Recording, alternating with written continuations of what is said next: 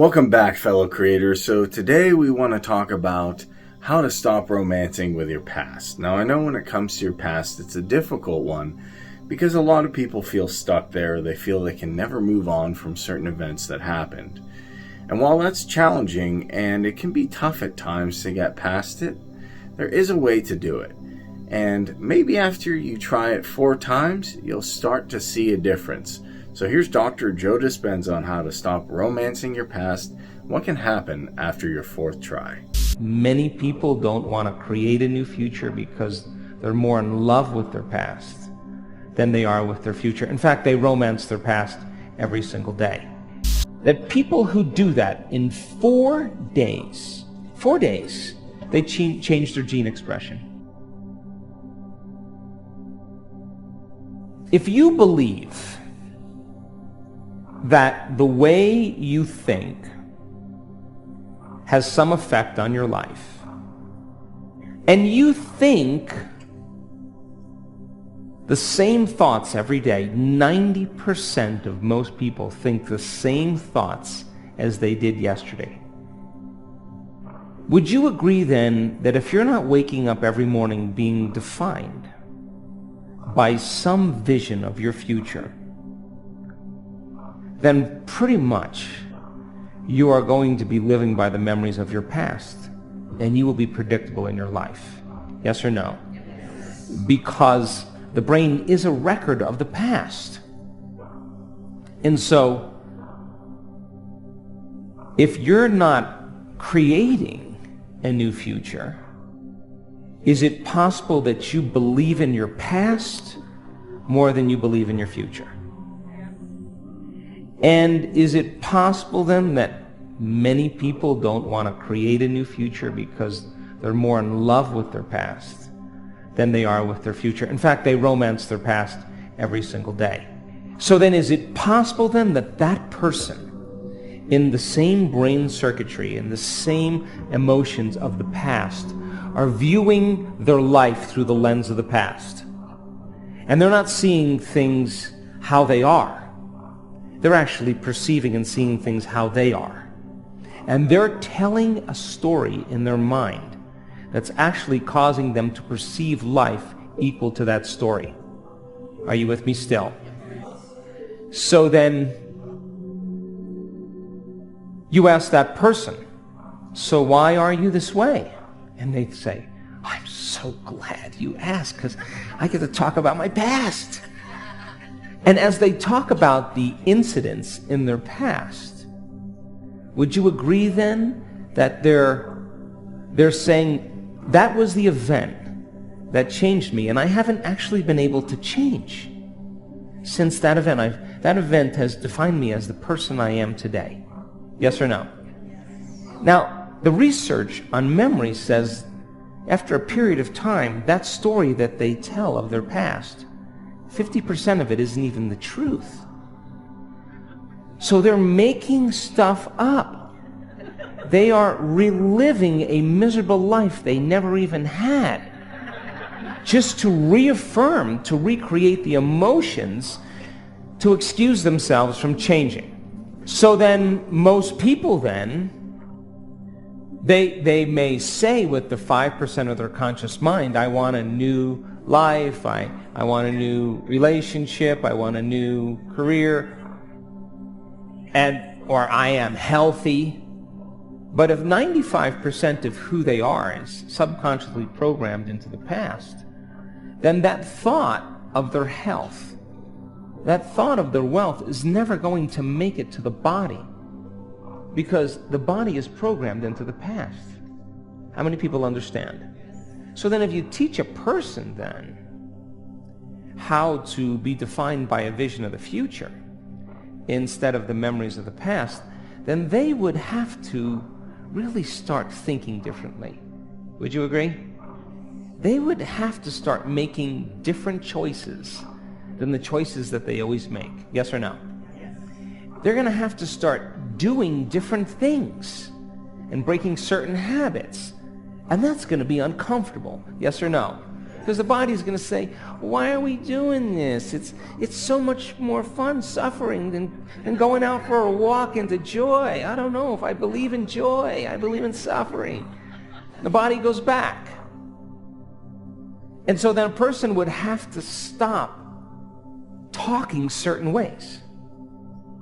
They would have to start staying away from certain experiences with certain people.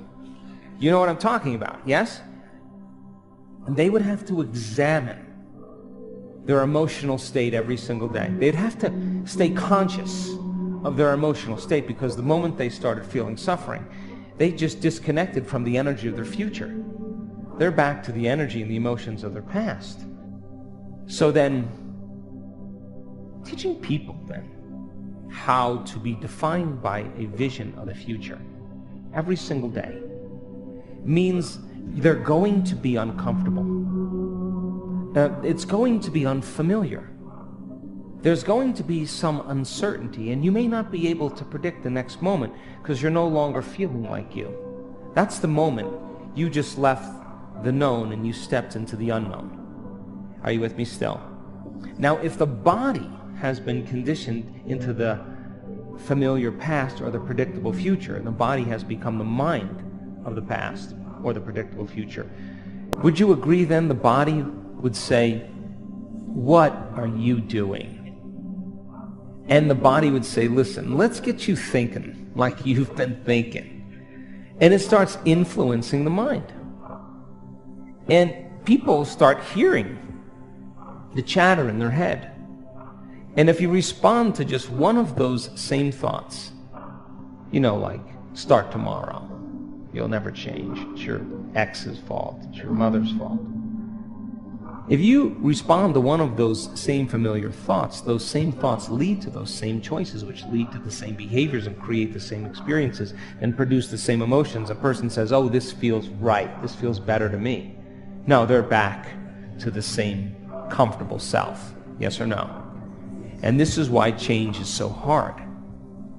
So then, new thoughts should lead to new choices should lead to new behaviors should create new experiences, and new experiences create new emotions. Yes or no? And our research shows that people who do that in 4 days, they change their gene expression. 4 days. 4 days. And don't you know, I know in the first day they don't want to do it, and they want to go back to laying down, and they hate me, and they're going to write an email, I'm a liar, all that stuff. They want to quit, And I want you to know that there's no such thing as a bad meditation. There's just you overcoming you. And you can do it now, or you can wait. But now is the new later. So then, if your personality creates your personal reality, give me a nod, and your personality is made up of how you think, how you act, and how you feel, then the present personality called you, raise your hand, has created the present life called your personal reality, yes or no? But if you begin, over time, to become conscious of your unconscious thoughts, you become aware of your automatic behaviors, how you speak, how you act, and you can look at an emotion and say, my goodness, I didn't even know this was guilt. It just has felt like me my entire life. Would you agree then, the more conscious you become of those unconscious states of mind and body, the less unconscious you'll go during your waking day? Yes or no? So then most people try to create a new personal reality, a new life as the same person, as the same personality, and it doesn't work. You literally have to become someone else. So if 95% of who you are by the time you're 35 years old is a set of memorized behaviors, unconscious habits, automatic emotional reactions, hardwired beliefs, perceptions, attitudes that are functioning automatically like a subconscious computer program, then in order for you to change, you got to get into the operating system where those automatic programs exist and become familiar with them. Yes or no? And you know, as you begin to observe those thoughts, become aware of those actions, notice those feelings, all of a sudden you're no longer immersed in the program. Your consciousness, you're no longer unconscious, you're conscious and aware. And you begin to objectify your subjective self. And if meditation means to become familiar with, then the more familiar you become with, I can't, I want to quit, this is too hard, the more aware that that is a thought standing in the way between you and something that you truly want, you'll listen less to that voice in your head in your waking day. Would you agree? And if you just said, God, it's 10 o'clock. I haven't complained all morning. It's getting really hard. I just want to stop that lady and just suffer and complain with her just about something. If you became conscious that your body wanted to do that, would you agree then that would be a victory in your day? And those victories add up. Would you agree? And what if, you associate that person that's your best friend with suffering, and the moment you see them, your body just goes, oh, this is going to be so good.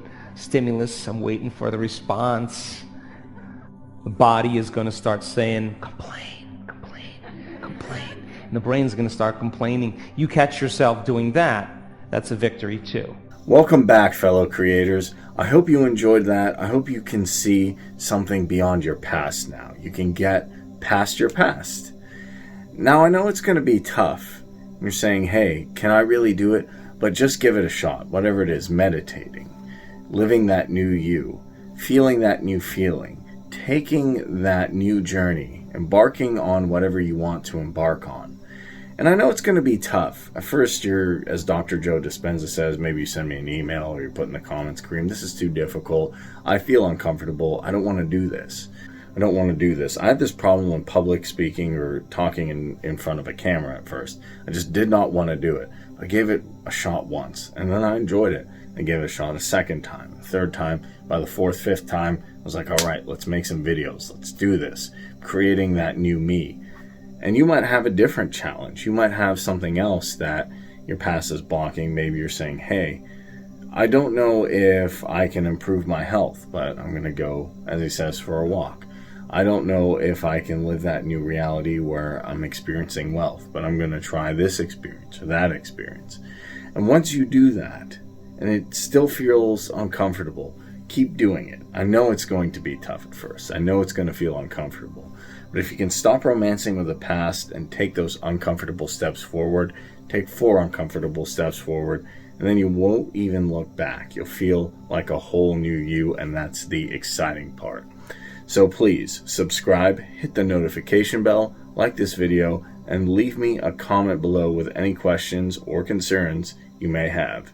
Thank you so much for watching. Take care. All the best.